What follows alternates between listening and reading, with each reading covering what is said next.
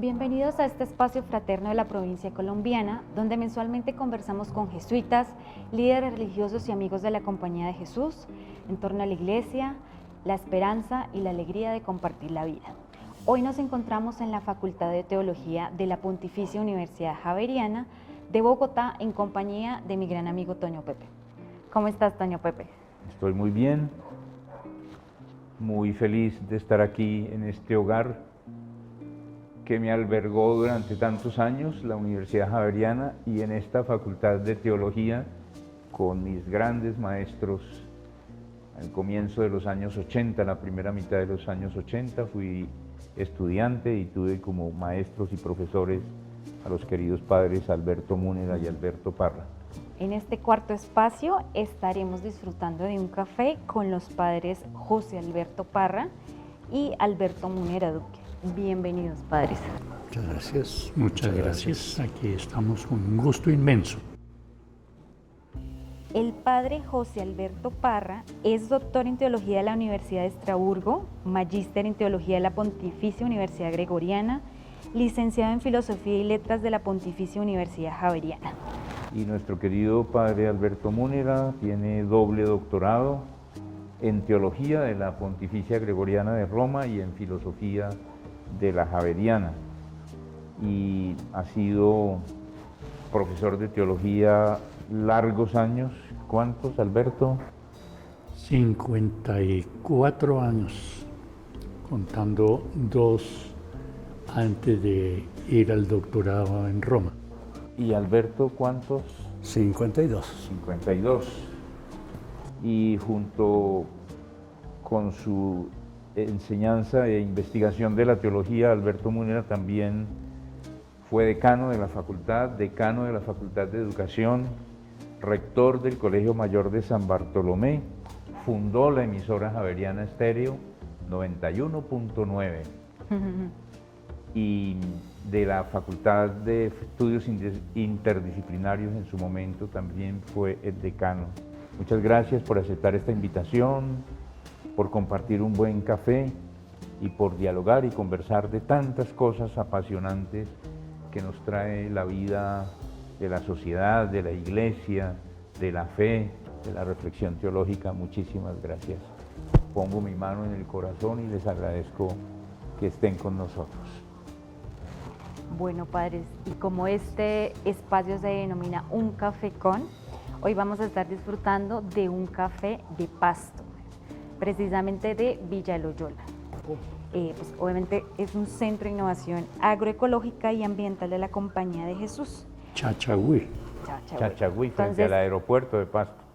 Los invito a deleitarnos con este café, y mientras nos deleitamos con este café, quiero hacerles entrega de un detalle de la provincia colombiana para ustedes, pioneros de la teología de nuestra provincia, y pues agradeciendo también la oportunidad que nos da de compartir este espacio con nosotros. Muchísimas gracias. Muchísimas gracias. Muchas gracias. Bueno, y empezamos con la pregunta obligada mientras disfrutamos de nuestro cafecito, y es: ¿cómo les gusta tomar el café? Así como está servido, que está muy bien servido, yo lo tomo sin azúcar y sin leche. Negrito. Poder disfrutar de sus Y el aromas. sabor del café de Chachagüí es ya bien conocido internacionalmente. Sí, maravilloso. ¿Y a ti cómo te gusta? Pues mis asuntos de tensión alta no me permiten tomar café, sino café soluble siempre y decafeinado.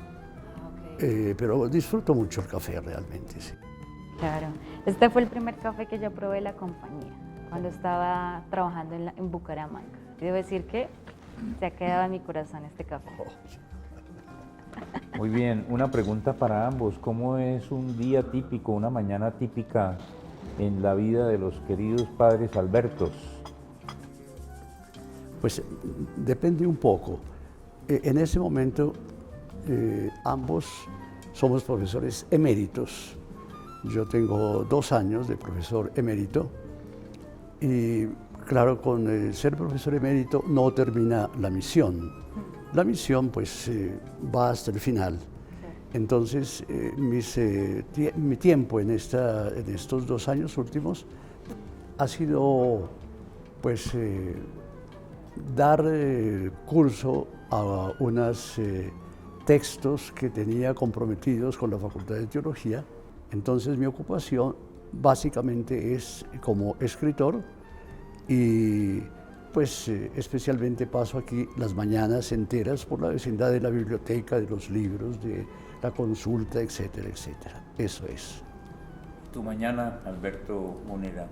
Pues es compartida con Alberto. Tenemos las oficinas unidas la una a la otra y pues disfrutamos de la misma experiencia diaria de leer para escribir, que ha sido pues la rutina durante los 54 años en mi caso y los 52 de Alberto. Cuando terminé los 50 años consecutivos últimos, es decir, en el año 2022, yo le pedí al padre provincial que me permitiera, lo mismo que hacía Alberto, no dar más clases propiamente y pasar solamente a escribir el producto de todo lo que tenía preparado. Sí, señor. Remontémonos ahora a la infancia y a la adolescencia, a los tiempos de colegio.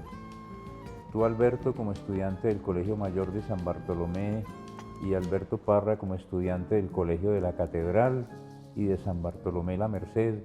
¿Cómo fueron esos tiempos? ¿Qué recuerdan de esa Bogotá?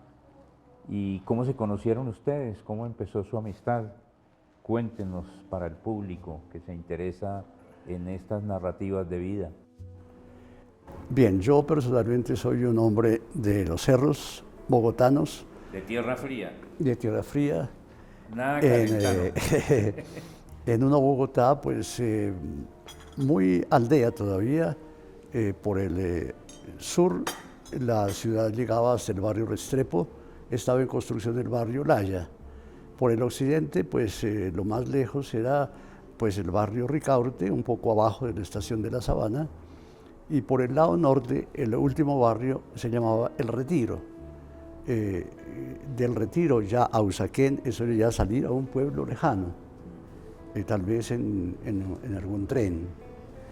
Y nada, pues los cerros tutelares, yo pues casi que soy de las faldas de Monserrate. Mi casa quedaba en la calle 30, arriba de la carrera séptima, detrás de lo que hoy es el Museo Nacional. Antes era un panóptico, es decir, que se puede observar todo el edificio por dentro desde un solo punto, porque era una cárcel.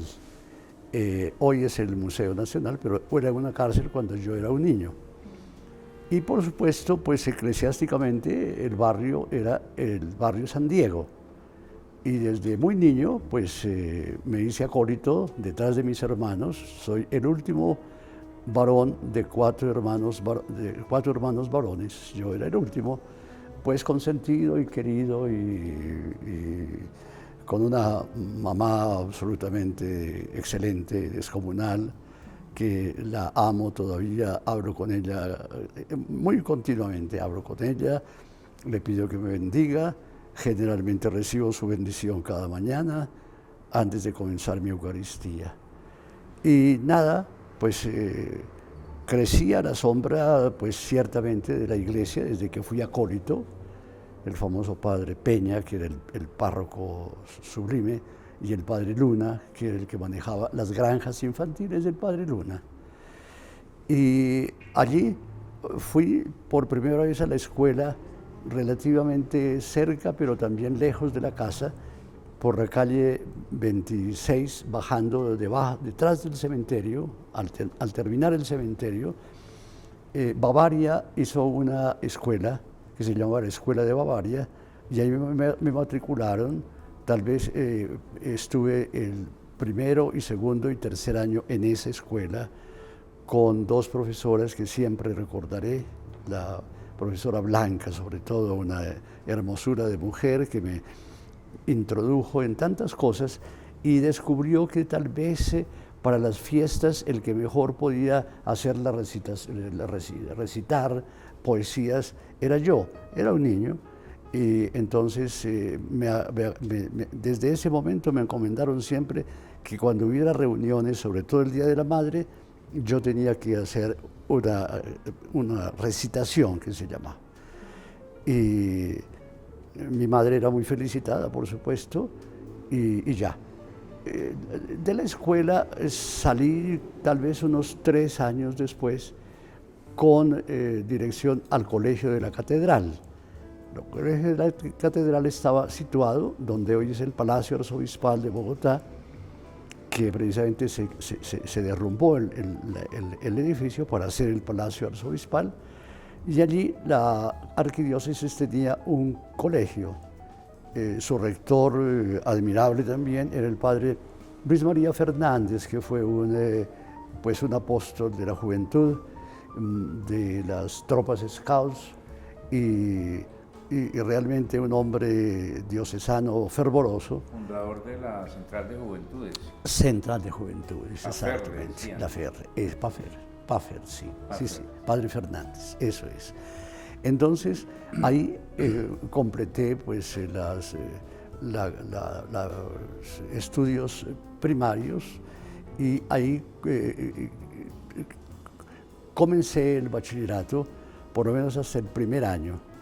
Al padre Fernández, que se enamoró con una cosa que había visto en Roma en el año santo, que era la congregación de San Felipe Neri. Entonces él dijo que él personalmente quería pertenecer a esa congregación de San Felipe Neri, que tenía pues una escuela apostólica en Pasto, y que entonces un grupo vocacional que él tenía, y ahí estaba yo presente, deberíamos irnos a Pasto a comenzar ya el bachillerato o a proseguirlo. Y entonces yo pasé un año en Pasto en esa escuela apostólica, porque el padre se desencantó al fin de San Felipe Neri y volvió otra vez a la arquidiócesis de Bogotá, y entonces dijo, mira, quedan libres de que ustedes escojan dónde quieren estudiar.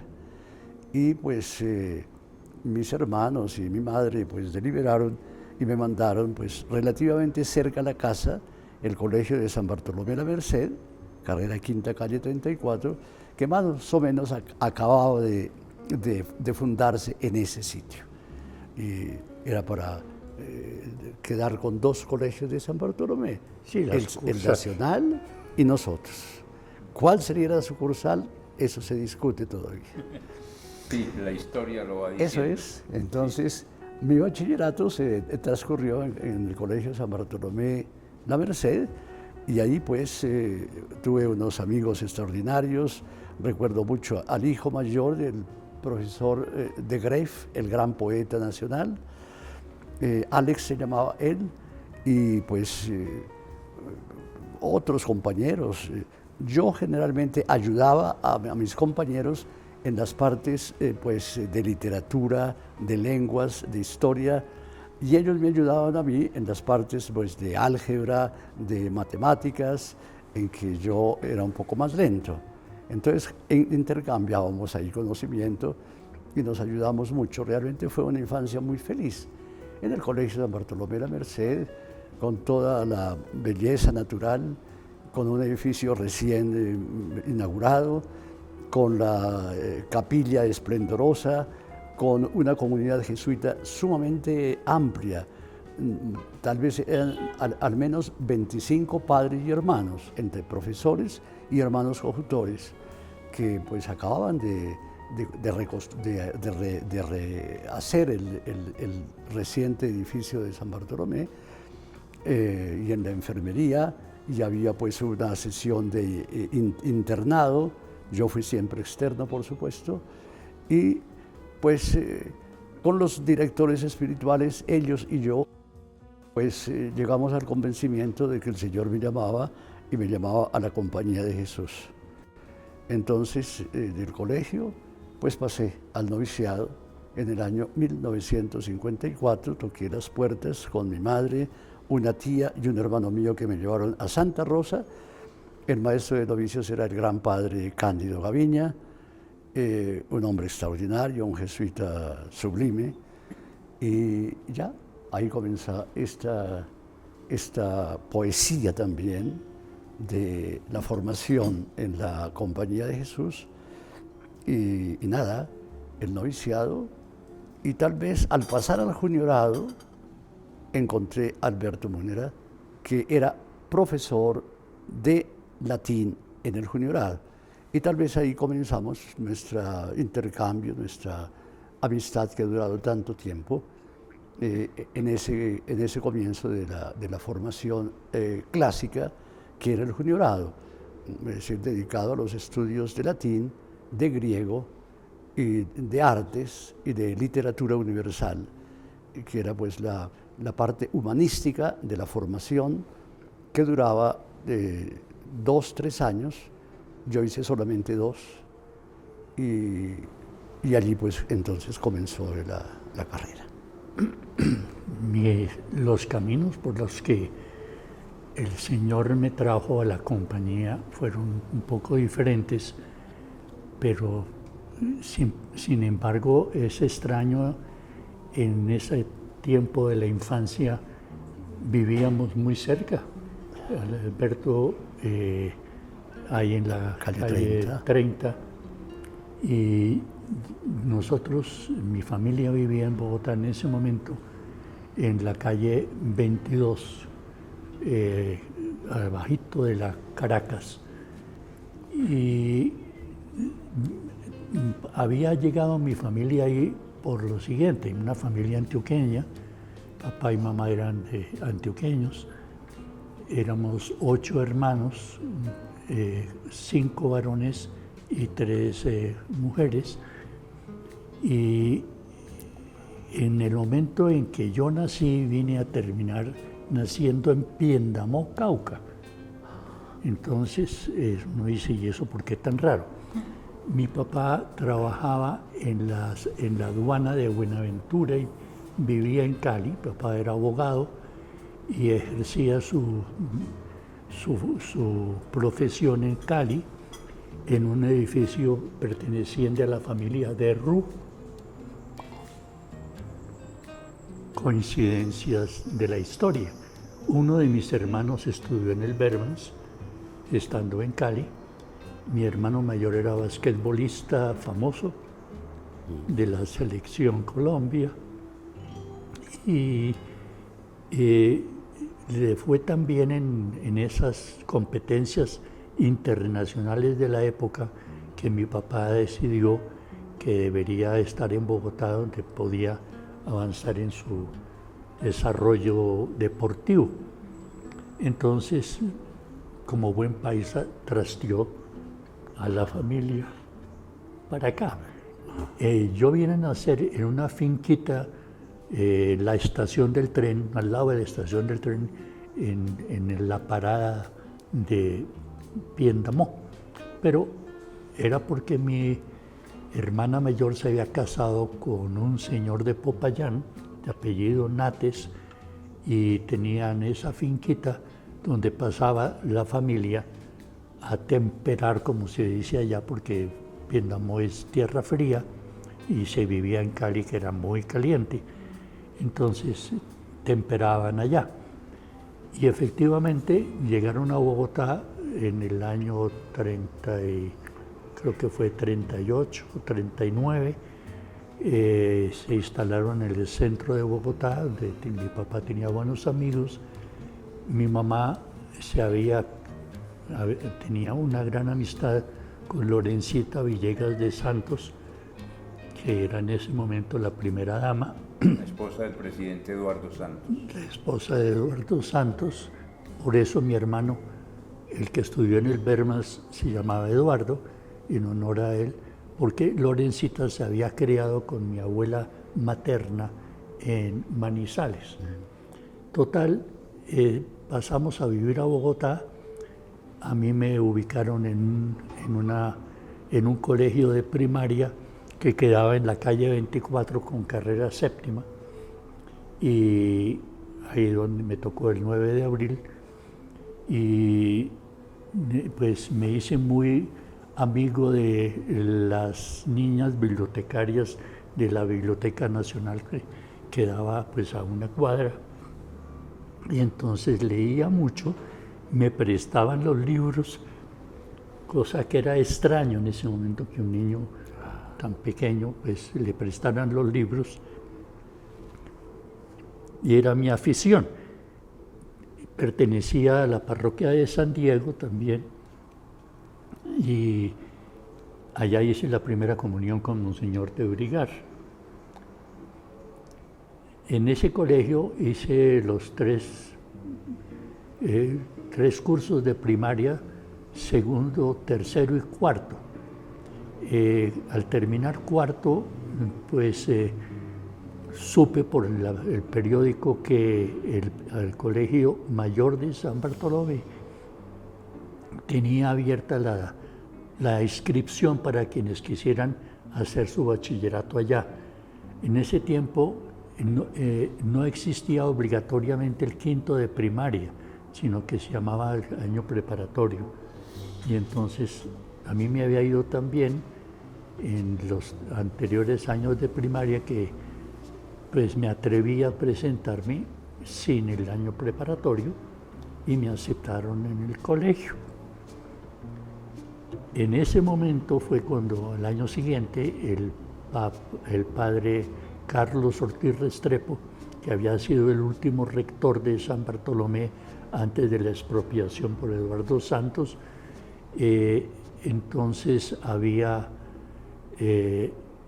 pasado a ser rector de San Bartolomé Mayor, y nos hicimos grandes amigos, y por supuesto allá iban los jesuitas que estudiaban teología aquí en la Javeriana a promover vocaciones, y formaron el padre Umaña un grupo que se llamaban los Luises, y el padre Jorge Hoyos los Coscas, en honor a San Estanislao de Cosca, y los Luises a San Luis Gonzaga. Entonces, estando en ese grupo vocacional, cuando llegó el momento de terminar cuarto de bachillerato, me ofrecieron pasar a la Escuela Apostólica del Mortiño, y allá tuve el gusto de ir a pertenecer al grupo que dirigía el padre Merino, español, que trabajaba aquí en Colombia, y fue un magnífico rector. Y desde ese momento pues tuve mucha vinculación con el padre Carlos Ortiz, que era todavía rector de San Bartolomé Mayor, que fue el que nos llevó a los jesuitas, el grupo de candidatos jesuitas que fueron compañeros míos en el Mortiño y después en el noviciado. Era un grupo de 8, y allá pasamos pues siempre atendidos por el padre Carlos Ortiz, que nos visitaba con frecuencia y llevaba a otros candidatos a jesuitas vocacionables, y así fue como terminé yo trabajando en la actividad propia del juniorado, latín, griego, oratoria, literatura, mientras obtenía el primer título, que era bachiller en letras clásicas, y con excelentes profesores muy conocidos como el padre Tulio Aristizábal, el padre Manuel Briceño. Casi todos tienen edificio aquí en la Javeriana. Así es, sí, señor. Sí. Y pues yo me aficioné mucho de la literatura también, de manera que lo aproveché al terminar la filosofía para intentar el doctorado en filosofía y letras, que en ese momento estaban unidas, y así fue como vine a obtener un doctorado en tiempos de estudios mientras avanzaba en los estudios de teología aquí en la Javeriana. Entonces, ya pues habíamos formado una amistad muy estrecha con Alberto desde Santa Rosa, todo el juniorado y toda la filosofía que la compartimos en Chapinero bajo la dirección del padre Silva, no Antonio sino su hermano Fernando Silva, gran filósofo que venía de estudiar con Piaget en París y pues nos guió por unos caminos distintos a la escolástica de ese momento, lo que nos causaría más de un problema en Chapinero, donde todos eran tomistas escolásticos. Eso pues nos mantuvo unidos en ese momento hasta que el padre provincial destinó a Alberto, que era maestro en Bucaramanga, en el colegio de Bucaramanga. En la Merced primero. Ah, bueno, en la Merced. En la Merced primero fui, un año estuve en la maestrillo. Y después pasó a Bucaramanga, y estando en Bucaramanga lo destinó el padre provincial a Roma a hacer la teología. Eduardo Briceño, entonces era Eduardo Briceño. Cuando la separación de las provincias en Colombia, la provincia de Oriente y la de Occidente. Yo, como había nacido en Occidente, me quedé en Occidente, Alberto aquí en la de Oriente, pero al mismo tiempo nos destinaron, ya después de ordenados, a estudios especiales en teología, Alberto en Estrasburgo y a mí en Roma. Entonces continuó la amistad y continuó el trabajo conjunto que hacíamos en muchos aspectos de la teología. Muchas gracias por ese testimonio. Creo que es un recorrido por la misma historia del país, ¿no? Como ahorita que tú hablabas de el oficio de escribir, creo que no solo es importante en el sentido de contar lo que ha pasado, sino muchas veces el legado de la propia provincia, ¿no? Siento que es un oficio y un arte difícil, pero que a lo largo de la vida deja muchos frutos positivos de todos esos aprendizajes que uno va teniendo y que va dejando como legado, ¿no? Y me llama la atención que estabas hablando del 9 de abril. ¿Podrías contarnos qué recuerdas del Bogotazo, qué recuerdas de toda esa época? Estábamos encerrados en el colegio desde la 1 de la tarde cuando se supo la muerte de Gaitán, y llegaban oleadas de estudiantes, sobre todo de la Nacional, tratando de tumbar la puerta del colegio. Era un colegio en coeducación, niños y niñas, y trataron de entrar y no pudieron. Simplemente más tarde, como las 6 de la tarde, uno de mis hermanos me recogió, me llevó precisamente ahí al lado del Panóptico, y mientras asaltaban todas las tiendas y terminaban en La Perseverancia, que era como refugio de una serie de personas del momento del Bogotazo, y después me tocó caminar desde allí, desde el Panóptico hasta donde vivíamos, en la calle 57, abajito de la 13. Yo salía del Colegio Mayor de San Bartolomé, tomaba el tranvía que iba por toda la 13 y me dejaba ya en la 57, pero pues conocía muy bien el camino, y yo tenía 11 años, entonces me bandeaba muy bien en Bogotá con el tranvía, y me mandaban a hacer mandados al centro, y conocía muy bien los recorridos en Bogotá.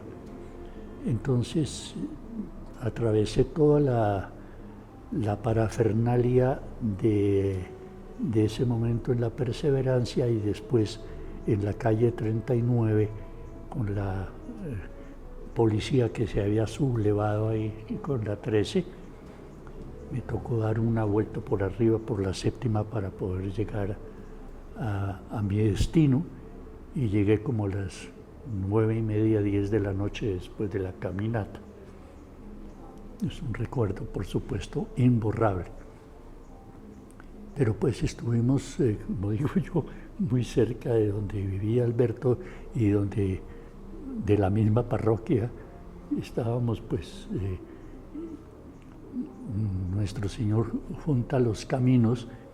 Nos unimos en los estudios del juniorado, en los que yo era experto en latín y griego, y por eso tuve el honor de tenerlo como estudiante allá, junto con otros compañeros. Y después, en filosofía, pues nos las arreglamos para estudiar juntos los proyectos filosóficos que presentaba el padre Silva, que era pues nuestro profesor estrella. Y ese momento de la filosofía nuestra, pues se hacía en las facultades eclesiásticas de la Javeriana, que están no en esta sede, sino en Chapinero. Está el edificio todavía, que hoy está ocupado por 3 comunidades, entre ellas una enfermería. Y en ese momento estaba pues tal cantidad de jesuitas que éramos por lo menos unos 45, 50 filósofos y otros tantos teólogos, un poco menos tal vez de teólogos, pero una casa totalmente pues habitada y un cuerpo de profesores tanto de filosofía como de teología.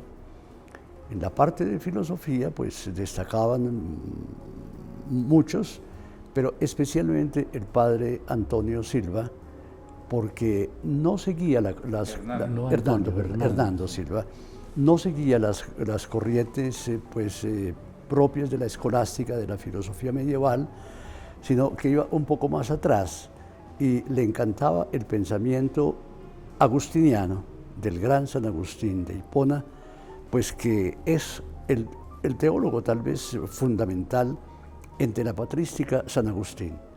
Entonces, yo digo que por fortuna, a mí especialmente me marcó desde el comienzo esa carrera mucho más humanística, y mucho más literaria, mucho más profunda, que no eran tesis de carácter pues escolástico, de demostrar cosas, sino de vivir una filosofía vivida, una filosofía intensa.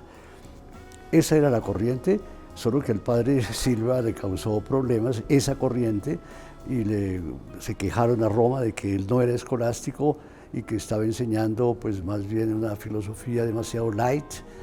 Entonces pidieron los apuntes tanto del padre Silva como tal vez los de Alberto, yo no lo sé, pero ciertamente sí, a mí me los pidieron para que los examinaran en la Congregación Romana de la Educación, para ver si realmente eso era ortodoxo o no. De todas formas, para mí es un tinte de gloria ese maestro de filosofía que nos encauzó realmente por un pensamiento muy alternativo, muy humanístico, sumamente profundo y realmente pues con todos los valores de santidad y de intelectualidad que tiene San Agustín entre los doctores de la Iglesia.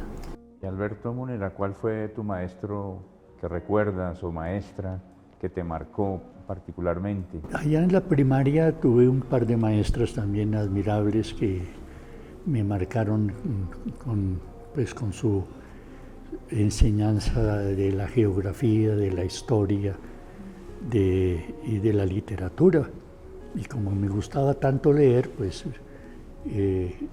se encantaban conmigo que yo pudiera estar como al tanto de los libros que iban saliendo, gracias a la Biblioteca Nacional. Y pues esas maestras también pues lo marcan a uno en su infancia. Yo les agradezco inmensamente. El colegio se llamaba Colegio Oriental de la Santísima Trinidad. Mira tú. Coincidencialmente, después yo sería profesor del Gran Misterio de la Santísima Trinidad durante toda la vida. en la Facultad de Teología, durante los 50 años, estuve enseñando el tratado, pues la asignatura del misterio de Dios trinitario. En eso también coincidíamos mucho con Alberto porque seguíamos muy de cerca los escritos de San Pablo y de San Juan, y pues era como la base escriturística más fuerte que teníamos. Alberto se sabía y se sabe de memoria a San Pablo en latín. Pero pues realmente se ve que la enseñanza en latín le sirvió. Sí, sin duda alguna, claro, sí. Ya vamos entrando en esta fase final de la entrevista y siempre nos gusta que esta fase última empiece a ser un poco sobre la humanidad de nuestros entrevistados, ¿no? Y antes de pasar a una dinámica que es muy chévere porque muy rápidamente vamos conociendo a los entrevistados, me gustaría que brevemente pues nos pudieran contar quiénes son ustedes, ¿no? Ya conocemos a los teólogos, a los pioneros de la teología en la provincia. A los escritores. A los escritores. Y nos gustaría que nos contaran quién es el ser humano, qué hacen en su tiempo libre, qué disfrutan en la cotidianidad, que en últimas es lo que nos hace humanos. Entonces, no sé, el padre Pues, Múnera. Comenzando porque pues, mis aficiones han sido siempre la lectura. Entonces, el libro que logro conseguir para mi propia satisfacción, como por ejemplo la famosa trilogía de los emperadores romanos, que son 3 mamotretos de 3.000 páginas, pues yo me los devoro, yo los disfruto. La lectura sigue siendo para mí el centro digamos, de descanso y de acercamiento a la vida real, porque me encanta la historia y la historia novelada, que le permite a uno pues estar vinculado con la realidad sin estar necesariamente metido en una realidad virtual, sino directamente. Esa es mi afición principal y a eso dedico gran parte de mi tiempo libre. Libre en la medida en que pues lo libera uno en medio de todas las actividades propias de la vida religiosa y de la vida apostólica que nosotros llevamos tanto en la facultad como en la colaboración con las parroquias de los barrios populares. Esa es, como quien dice, la actividad más cercana a una vida cotidiana que le permite a uno, sin salirse de la realidad, estar conectado con la realidad. Hay para mí también una grata oportunidad de visitar a parte de mi familia que reside en Estados Unidos, donde tengo la sobrinería, tengo hasta sobrinos tataranietos. Entonces, son 4 generaciones que están detrás. 2 de ellos fueron jesuitas, se retiraron por situaciones, circunstancias imprevisibles. Uno de ellos es ahora, está terminando su doctorado en la Sorbona y pues trabaja aquí con la Superintendencia de Industria y Comercio y la actual ministra encargada de Industria y Comercio. Entonces, el visitar a la familia y encontrarme con ellos los días que es posible o cuando lo invitan a uno a una u otra actividad familiar, pues es muy grato. Yo me siento muy, muy cercano a mi familia, a la que le debo toda una formación espiritual, religiosa, el haber recibido la fe a través de la familia, pues me hace inmensamente feliz y pues me alegra el participar en todas las celebraciones de bautizos, primeras comuniones, matrimonios, ya pues son múltiples. Y ciertamente en todo eso se va la actividad cotidiana,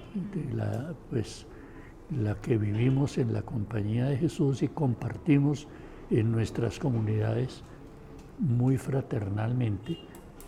Yo me siento feliz de vivir en la comunidad de la Javeriana porque me mantiene muy cerca de toda la actividad mía académica y de la actividad universitaria, pues a la que pertenezco desde que comencé mis estudios. En este momento vengo a ser en la provincia uno de los pocos que hizo sus estudios aquí y fue después profesor acá en la Javeriana, de manera que sumando años, los 54 de vida académica, hay que sumarles los años de formación, que fueron 20 años prácticamente en la Universidad Javeriana. Entonces todo eso pues, es parte de la vida cotidiana, porque la cantidad de profesores, de profesionales de diversas áreas del derecho, de la medicina, de las ciencias sociales, pues nosotros molestamos mucho con los nombres de este edificio y del que está detrás de nosotros, que lo llaman el Vaticano, por ser la teología, y el de aquí al lado lo llamamos el Olimpo, porque son pues los grandes filósofos y las ciencias sociales. Entonces, donde están los dioses del pensamiento. Pero eso es muy grato. Tenemos aquí adelante el edificio del padre, en honor al padre Fernando Barón, que fue rector de la universidad, y aquí al lado también el edificio Manuel Briceño y el auditorio Jaime Hoyos, profesores nuestros. Entonces, como decía, nuestros profesores todos tienen edificio.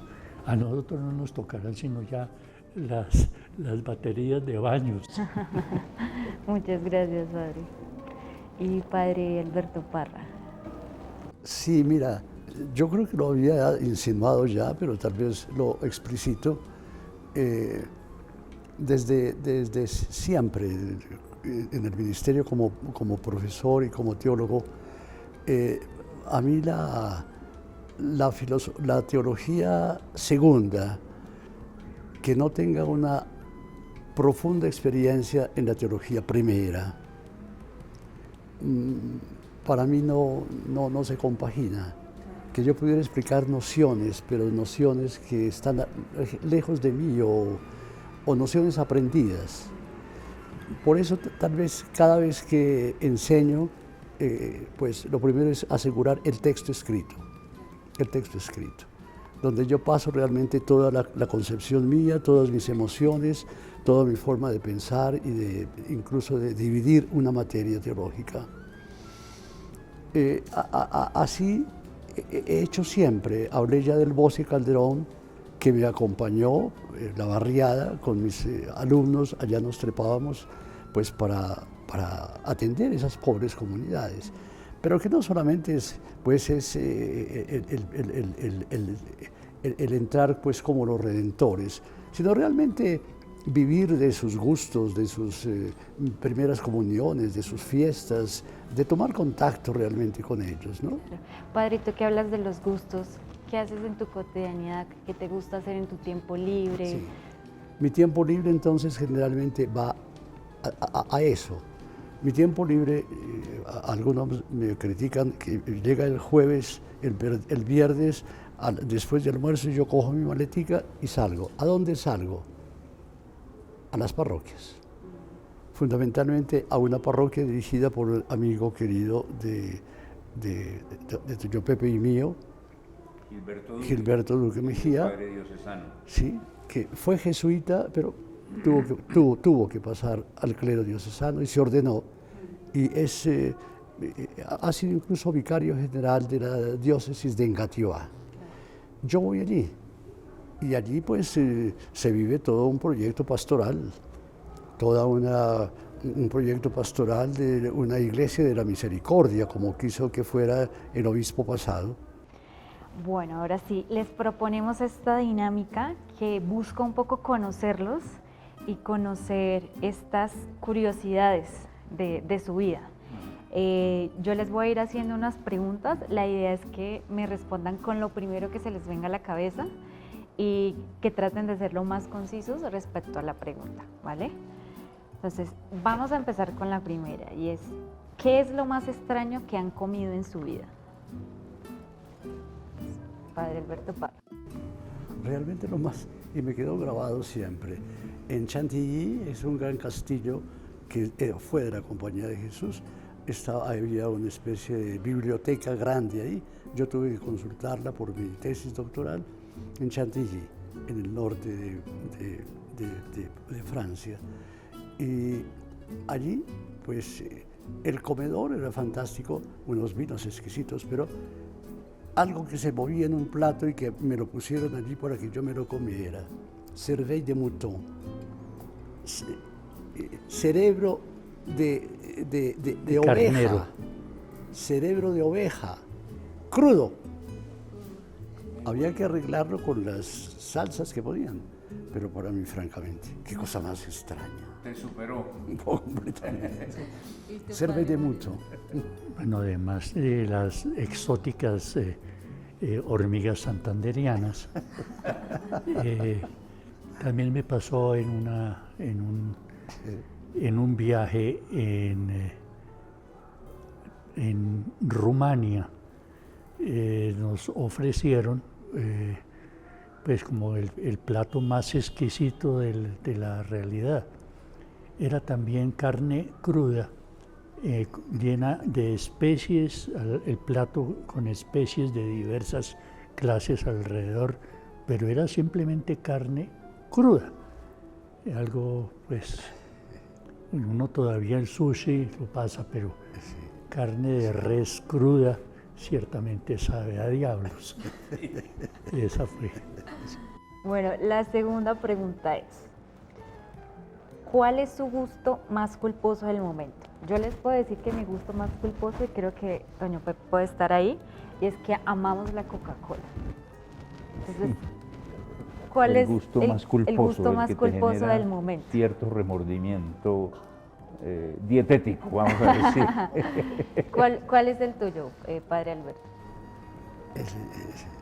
Dietético o de sabor. Puede ser dietético, puede ser culinario. Puede ser de cosas que te gustan, que no a todo el mundo les gusta.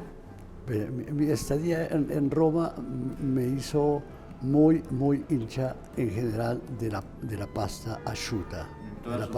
En todas sus formas, sí, en todas sus formas. Entonces soy feliz con un buen plato italiano de pasta asciutta. Pues yo sí soy más local. Me encantan las empanadas nuestras de la calle 59 con ají picante, y siempre que puedo pasar por ahí y acercarme a comer una de esas empanaditas, queda uno satisfecho, aunque hay unas que la competencia matan a las de Bogotá, que son las empanadas de pipián en Popayán. Son deliciosas. Ese pipián, que es un maní medio picante, también delicioso. Pero pues hay que estar en Popayán para disfrutarlas. Las acabo de disfrutar en Semana Santa, pasé toda la Semana Santa en Popayán, y la mamá del querido compañero Hugo Nelson nos dio pues la vena del gusto, deliciosas y adictivas. Esas son deliciosas realmente. Nuestra tercera pregunta es, ¿qué país o qué lugar del mundo les gustaría visitar? Empezamos con el padre Alberto Parra. Hay una afición especial mía por los ciudades, pueblos alemanes. Y siempre añoro el estar ahí, especialmente en la plaza, en el mercado. En general, en cada pueblo alemán, los domingos, especialmente sábado y domingo, y los festivos, allí encuentras tú todas las comidas, todos los bizcochos, todos los sabores, todas las cervezas y al mismo tiempo pues una cantidad de cosas típicas que se ofrecen del pueblo. Para mí es encantador realmente el estar ahí, lo gozo tanto. Entonces casi siempre en mi espíritu quisiera volver, quisiera estar allá. Bueno, yo tengo un problema y es que tuve el privilegio, por la misericordia de Dios, y que compartí con Alberto, de haber podido visitar todos los países de Europa, además de pues algunos de África y algo de Asia. Pero entonces tengo unas preferencias de países. Por supuesto, nuestras permanencias en Alemania como párrocos de reemplazo en los veranos, lo que nos llevó pues a poder aprender un poco el alemán, es absolutamente marcó nuestra existencia. El haber podido en un viaje de esos por razones del verano en Europa, de visitar, llegar hasta Moscú en tren y pasar por todos esos paisajes especialísimos, o por ejemplo el recorrer Japón en el tren bala y conociendo esos paisajes maravillosos. Entonces uno diría, pues me encantaría la vida japonesa, me encantaría la vida alemana, porque tengo muchas amistades que quedaron hechas allá, y no se diga Italia, que la recorrimos con Alberto, se puede decir de pueblo en pueblo, entonces con todas las peculiaridades, lo mismo que España y Portugal. Entonces eso es, y Francia, pues que la disfrutamos mucho cuando estuvimos en Chantilly estudiando en la biblioteca nuestra jesuita del castillo de los Rothschild, allá donde estaba la biblioteca más importante de patrística, que fue para nosotros una delicia el poder aprovecharla. Muchas gracias. Nuestra cuarta pregunta es, si no hubiesen sido jesuitas, ¿qué profesión les hubiese gustado intentar? Padre Alberto Parra. Si no hubiese sido jesuita, lo mío ha sido realmente una cuestión de gusto por las cosas espirituales muy temprano. Fíjate, yo decía que yo fui a estudiar, tenía que salir de mi casa en la calle 30, en el Museo Nacional, y atravesar el cementerio y llegar a mi escuela. Pero yo, pues cuando ya salía del colegio, pasaba casi siempre al cementerio, porque estaba enterrada mi abuela ahí. Entonces yo quería estar en las cosas de Dios. Alguna vez le pregunté a mi madre, mamacita, ¿la bendición de uno que va a ser sacerdote vale? Porque yo bendecía la tumba de mi abuela, pero era un niño de 7 años. Entonces, mira, para mí realmente que pues fue casi sin una vocación, sin alternativa. Era esa y solamente esa. Fue lo que amé siempre y lo sigo amando. Pues mi vocación también resultó muy temprana.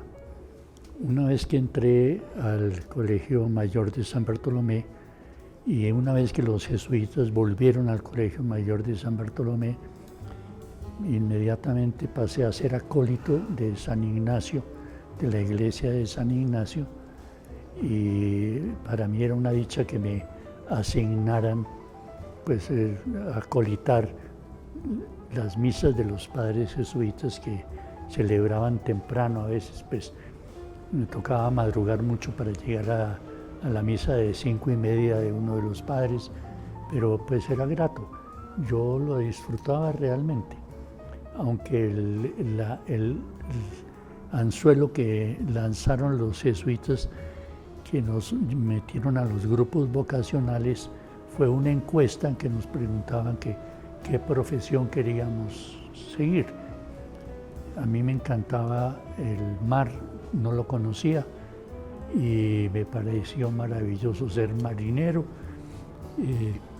Ser médico también me encantó y siempre fui aficionado a temas de salud médica, y gracias a una hermana que era como pues la encargada de recetarnos a todos, pero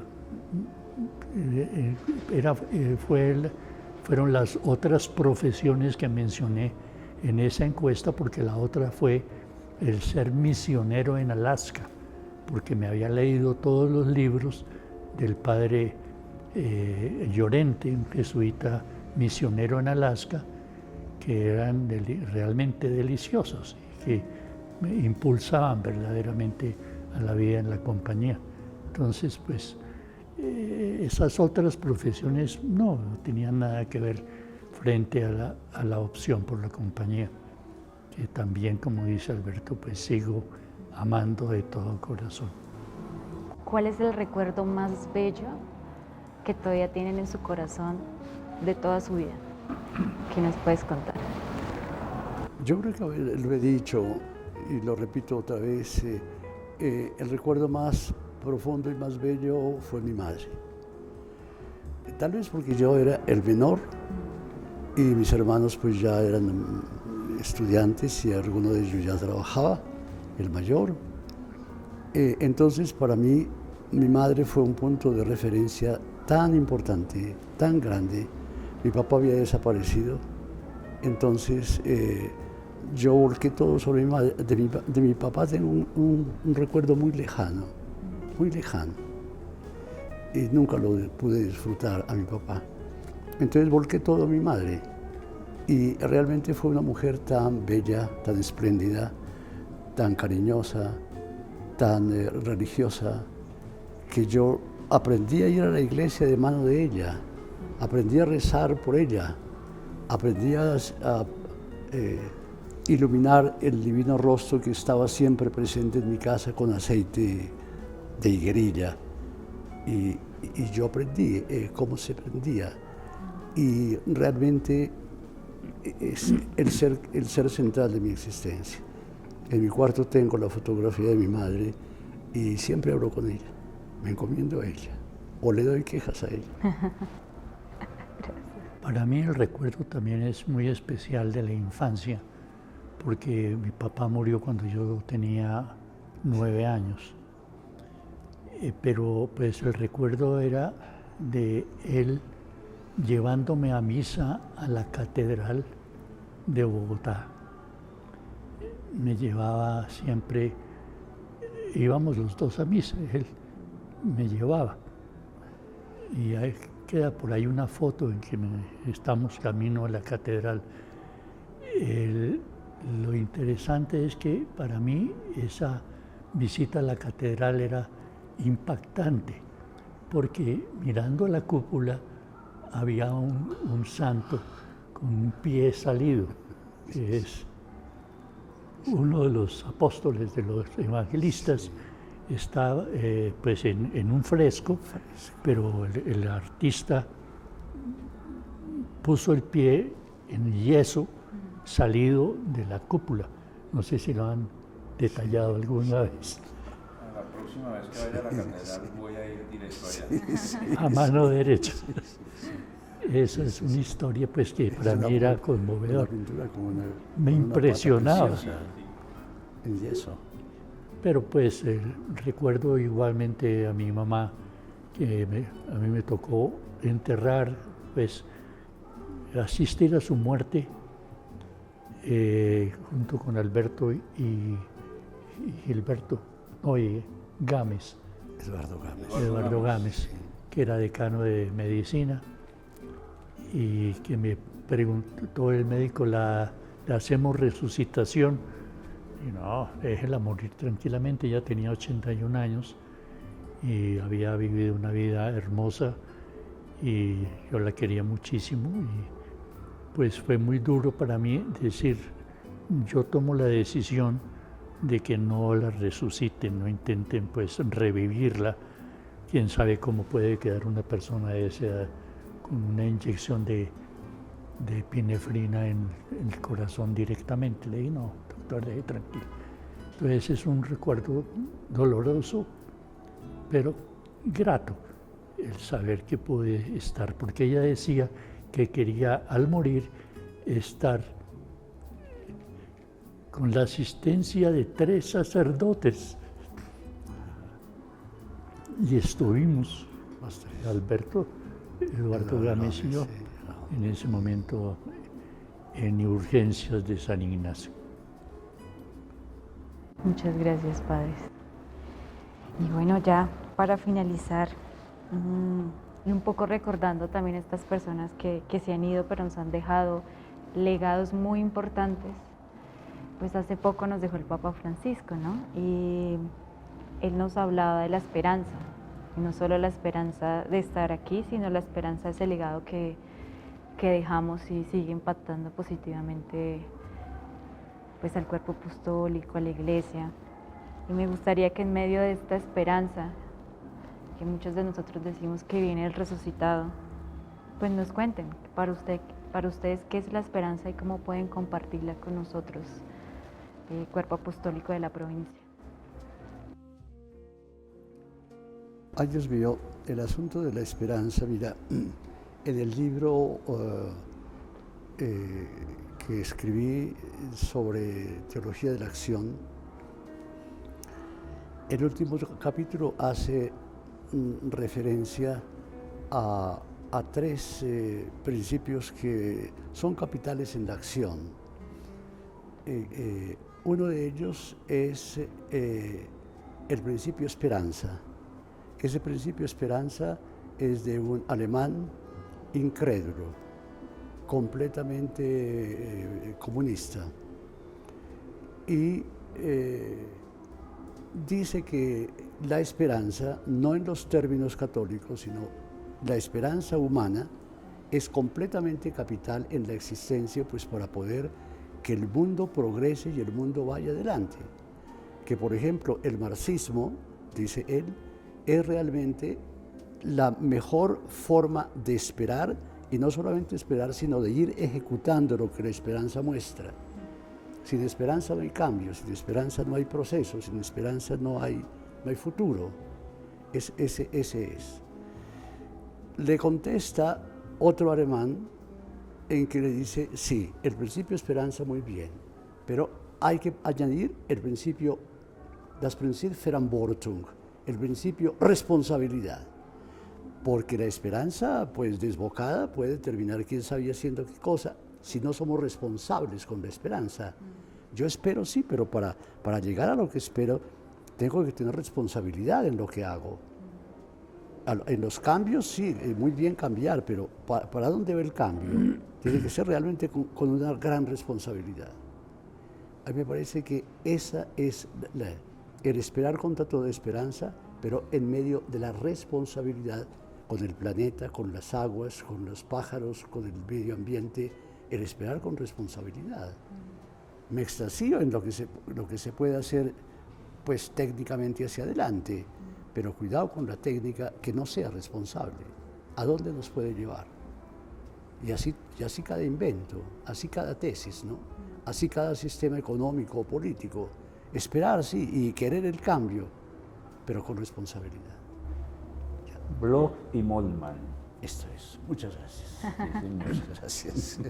Muchas gracias. A mí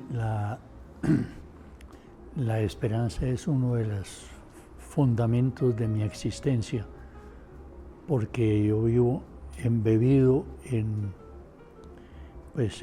la persona del Señor Jesucristo, que no es esperar contra toda esperanza, sino al contrario, el saber que esa esperanza es la realidad única que queda después de salir de este mundo.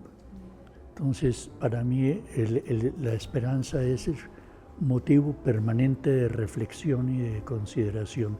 La esperanza cristiana, es decir, lo prometido por el Señor Jesucristo, pues su oferta es que quien lo sigue a Él tendrá la vida eterna, la transformación de este ser material, insignificante, pero maravilloso, creado por Él mismo, para ser transformado en Él, transformado ontológicamente, pasar de ser un simple ser humano creatural a un ser divinizado por la divinidad misma del Señor Jesucristo. Entonces, para mí es el anclaje esencial de mi existencia, de la que vivo día a día, hora a hora, minuto a minuto, que pasa por mi mente permanentemente cada instante, porque pues experimento vitalmente que esa realidad en mí sucede y está sucediendo y está en camino de la plenitud infinita de esa vida divina que es la esperanza que tenemos nosotros, la esperanza cristiana. No es un concepto, no es una teoría, es una persona, la persona segunda de la Santísima Trinidad, que se hizo humano, el Señor Jesús, y que arrastró con esa vinculación con la humanidad, arrastró al ser humano, criatura suya, a la plenitud infinita de Dios. ¿Qué más podemos esperar? Muchas gracias. Un agradecimiento salido del corazón, queridos Alberto Múnera y Parra.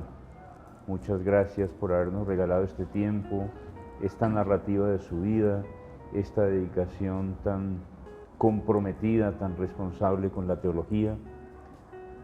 Y a Alex también, una cómplice de estas faenas periodísticas. Muchas gracias. Y a ustedes también, en nombre de la Oficina Provincial de Comunicaciones, gracias. Muchas gracias. Gracias a todos ustedes por este rato admirable de poder compartir tan cercanamente las experiencias nuestras interiores y teológicas. Muchísimas gracias. Ustedes superan toda frontera y entonces esto es realmente abrir una ventana sublime sobre dos vidas, ciertamente la mía, de una pobre criatura que ha procurado responder a la vocación del Señor, pero ustedes la amplían, la venden, la propagan. Mil gracias por su bondad. Gracias al equipo detrás de cámaras, y en la próxima entrevista escucharemos a la hermana Gloria Liliana Franco Echeverry, religiosa de la Compañía de María, que es presidenta de la Confederación Latinoamericana de Religiosos. Y aquí seguimos compartiendo con nuestra provincia colombiana, laicos y jesuitas colaboradores en la misión, estos procesos de reconocer nuestra gente vinculante, los que están en el terreno, en la misión, en la calle, y evocando con mucho cariño y gratitud a nuestro inolvidable Papa Francisco. Muchas gracias. Gracias. Muchas gracias. Gracias. Bellísimos, padre. Muchas gracias. Muchas gracias. Estuvo muy bello. Sí, salió bien. Esa también Esperamos que sí. No, claro. Sí, sí, ¿Cómo sí, se sí. sintieron? Muy bien, muy bien, Bien. muy a gusto.